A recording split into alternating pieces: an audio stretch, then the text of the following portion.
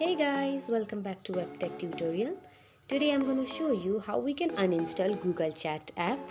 If you are new to this channel, make sure to subscribe our channel and don't forget to hit the bell icon to be updated with our new videos. So, without any further ado, let's get started.